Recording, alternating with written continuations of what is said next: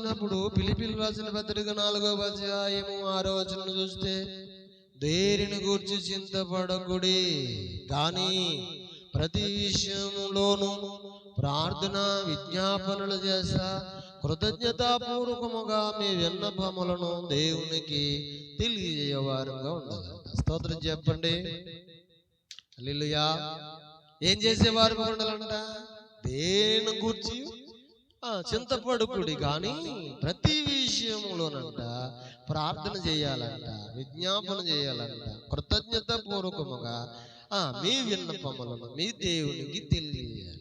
ఇప్పుడు మన సంఘంలో లేదా మన కుటుంబంలో లేదా మన జీవితంలో ఏవి అవసరమో, ఏవి కొదువుగా ఉన్నాయో, ఏవి కొరతగా ఉన్నాయో అది మనకి తెలుసు.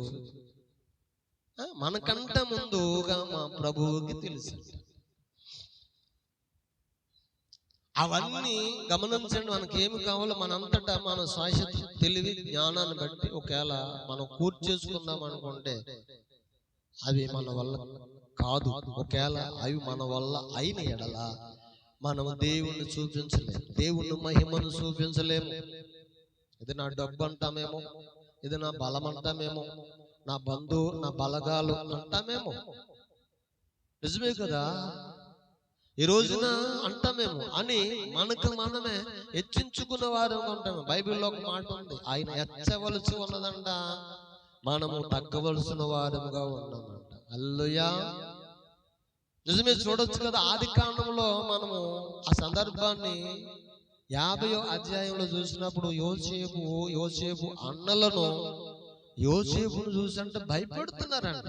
భయపడుతూ ఉంటే అక్కడ యోసేపు ఒక మాట అన్నాడు. ఆది కాండంలో చూడండి 50వ అధ్యాయంలో 20వ వచనంలో ఏమన్నాడంటే, ఇప్పటికీ అంట దేవుడు ఇది మనకి మేలుగాను దేవుడు నన్ను ఈ కార్యం చేసి ఉన్నాడు. హల్లెలూయా. మీరు తొందరపడుతున్నారేమో, మీరు తొందరపడొద్దని చెప్పి ఆది కాండంలో ఆ సందర్భాన్ని చూడొచ్చు. పాత నిబంధన గ్రంథంలో ఆది కాండము 50వ అధ్యాయంలో మనం చూస్తే ఆ సందర్భాన్ని మనం అక్కడ చూడొచ్చండి. చూడండి ఆ మాట, ఆది కాండము 50వ అధ్యాయంలో మనం ఆ సందర్భాన్ని చూస్తే 20వ వచనంలో ఆ మాటను మనం చూస్తే ప్రభు అక్కడ హెచ్చరిస్తున్న మాటను చూస్తే చూడండి అన్నాడు, మీరు నాకు కీడు చేయను ఉద్దేశించిరి కానీ నేడు దినమున జరుగునట్లుగా అనగా బహు ప్రజలను బ్రతుకునట్లుగానంట అది మేలికి దేవుడు ఉద్దేశించును. స్తోత్రం చెప్పండి గట్టిగా.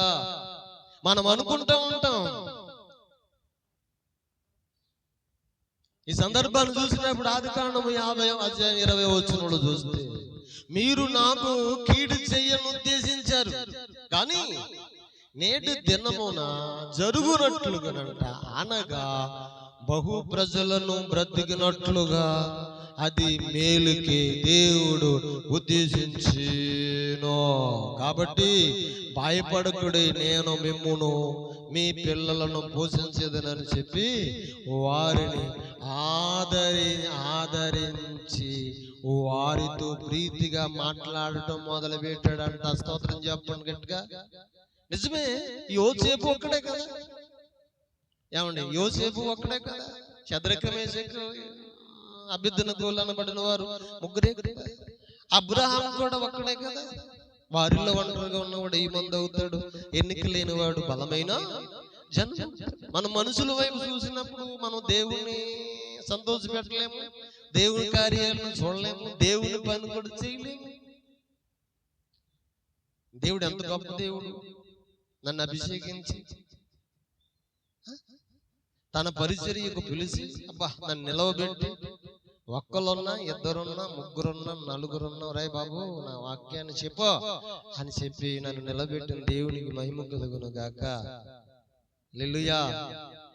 ఈ మహిమ ఆయనకే కలగాలి, ఈ ఘనత ఆయనకే కలగాలి, ఈ ప్రభావం ఆయనకే కలగాలి. స్తోత్రం చెప్పండి గట్టిగా. మనం మనుషుల వైపు చూడలేదు కదా. మనుషుల వైపు దేవుడు మనకు అప్పగించిన పని మనము చేసుకుంటా వెళ్ళాలి. అందుకే బైబిల్లో అన్నాడు ఒక మాట, ఏమన్నాడంటే, కొంచెంలో నమ్మకముగా ఉన్నవాడు ఎక్కువలో కూడా మరి నమ్మకముగా ఉంటాడు. స్తోత్రం చెప్పండి గట్టిగా. ఒక దాని మీద మనం నియమించినప్పుడు దాంట్లో మనం నమ్మకం కొంటే మరో దాని మీద మనల్ని నియమించడానికి అవకాశం ఉన్నది. మనం చింతించవలసిన అవసరం ఏం లేదు. అందుకే అన్నాడన్నమాట ఫిలిప్పీయులకు రాసిన పత్రికలు అన్నాడు, దేనిని గూర్చిని ఏమన్నాడు, మీరు చింతపడకుండానట్లుగా అన్నాడు. ఏమన్నాడు, ప్రతి విషయంలో ఏం చేయాలంట, గమనించండి, ప్రార్థన, విజ్ఞాపన, కృతజ్ఞత పూర్వకముగా మీ విన్నపములను దేవునికి తెలియజేయుడే.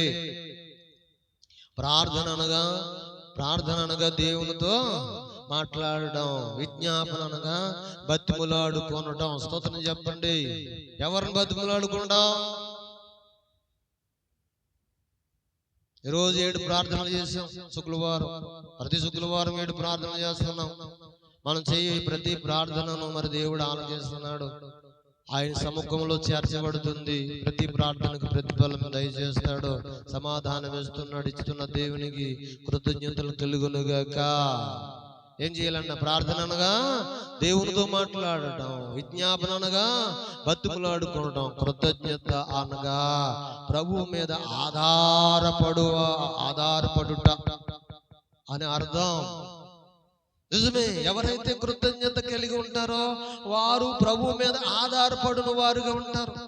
వారు ఎలాగుంటారంటే, ప్రభు మీద ఆధారపడినట్టుగా ఎలాగ తెలియబడతారంటే, గమనించండి, దేవుడు అనుగ్రహించిన వాటి విషయంలో కృతజ్ఞత కలిగి ఉంటారు. లేదా దేవుడి సముఖంలో పొందబోతున్న వాటి నిమిత్తం కృతజ్ఞత కలిగి ఉంటారు. కుటుంబంలో, జీవితంలో ఏ లోటు ఉన్నదో, ఏ కొరత ఉందో, కొదువులు ఉన్నాయో, ఆ కొదువుల నిమిత్తము, కొరతల నిమిత్తమునంట ఏం కలిగి ఉండాలంటే కృతజ్ఞత.